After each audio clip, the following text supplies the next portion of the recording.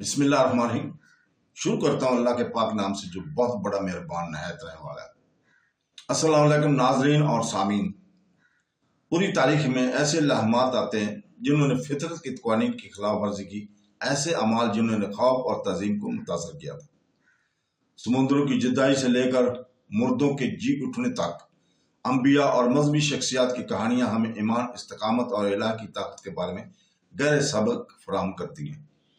دنیا کے ہر کونے میں یہ مقدس واقعات ہمیں یاد دلاتے ہیں کہ الہی صرف ایک تصور نہیں ہے بلکہ ایک فعال قوت ہے جو ہماری زندگی کو تشکیل دیتی ہے، اکثر ایسے طریقوں سے جنہیں الفاظ مکمل طور پر بیان نہیں کر سکتے۔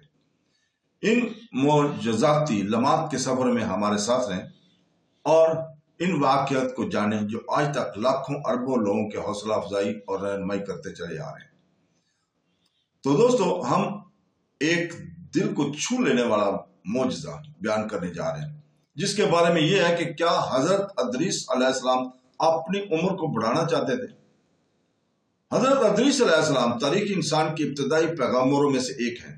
قرآن میں مذکور 25 انبیاء میں سے حضرت ادریس علیہ السلام حضرت آدم علیہ السلام کے بعد دوسرے نمبر پر ہیں۔ بعض اسلامی مورخین اور مفسرین کے مطابق وہ تیسرا ہے کیونکہ وہ حضرت شیت کو دوسرے نبی شمار کرتے ہیں جو حضرت آدم کے تیسرے بیٹے تھے۔ ان کا تعلق حضرت آدم علیہ السلام کی 5ویں نسل سے ہے۔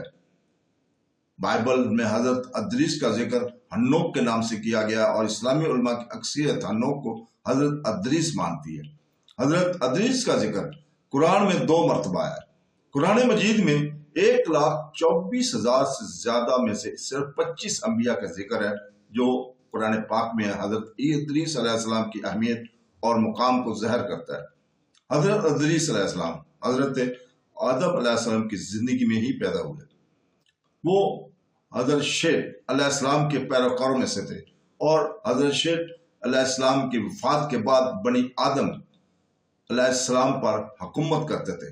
ادریس علیہ السلام ایک سچے، صابر اور فاضل انسان تھے اور ان کی حدیث میں آتا ہے کہ ادریس علیہ السلام وہ پہلے شخص تھے جنہوں نے لکھنے، پڑھنے اور فن نبی بنی نو انسان کو متعارف کرایا۔ ان کے وفات کے بعد قابیل کے لوگ ہدایت سے محروم ہو گئے تھے جس کی وجہ سے گناہ اور فساد تیزی سے پھیل گیا۔ ادریس علیہ السلام اپنے لوگوں کو شیطانوں کی جانوں، چالوں اور اثر و رسوخ کا شکار ہوتے دیکھ کر برداشت نہ کر سکے۔ چنانچہ اللہ تعالیٰ نے حضرت ادریس علیہ السلام کو قابیل کے فاسد پیروکاروں کے خلاف مقدس جنگ کی دعوت دی۔ جیسا کہ اللہ کے حکم سے حضرت ادریس علیہ السلام نے ایک لشکر جمع کیا اور اللہ کے نام پر فسادیوں کے خلاف جنگ کی۔ اس کی فوج فتح یاب ہوئی۔ ایک دن حضرت ادریس علیہ السلام کو اللہ تعالیٰ کی طرف سے بتایا گیا کہ وہ اپنی آخری سانس تک ہر روز انسان کے تمام نیک اعمال کا اجر پائے گا۔ ادریس علیہ السلام اس خبر سے بہت خوش ہوئے اور اللہ کی نعمتوں کا شکر ادا کیا۔ حالانکہ ادریس علیہ السلام کافی بوڑھے ہو چکے تھے اور وہ زمین کو چھوڑنا چاہتے تھے کیونکہ وہ نیکی پھیلانے سے لطف اندوز ہوتے تھے اور اللہ کی نیکیاں حاصل کرنا چاہتے تھے۔ ادریس علیہ السلام کا ایک فرشتہ دوست ہونے کی خبر ہے۔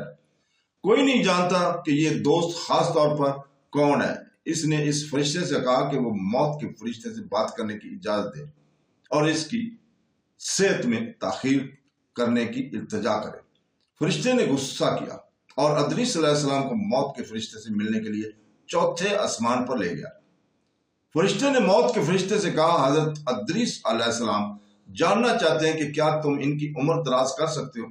موت کا فرشتہ چونک گیا اور پوچھا، اور ادریس کہاں ہے؟ فرشتے نے جواب دیا کہ وہ میری پیٹھ پر بیٹھا ہے۔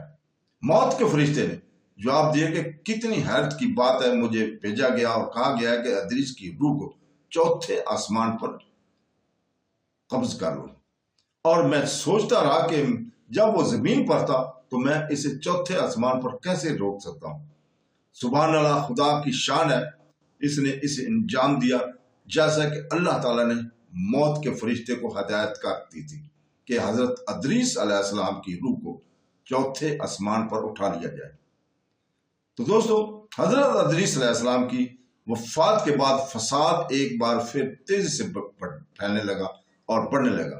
ایک ایسا دور تھا جب بہت سی نسلیں पैगम्बराना रहनुमाई के बगैर गुजर गई, शिरक के ज़हूर की इजाजत थी। तो दोस्तों आज हम यहाँ पे आपसे इजाजत चाहते हैं कल तक के लिए। कल इंशाअल्लाह ताला हम हजरत अदरीस अलैहिस्सलाम बाबल और मिस्र कैसे गए इसके ऊपर हम बयान करेंगे इसी वक्त। अल्लाह हाफ़िज़।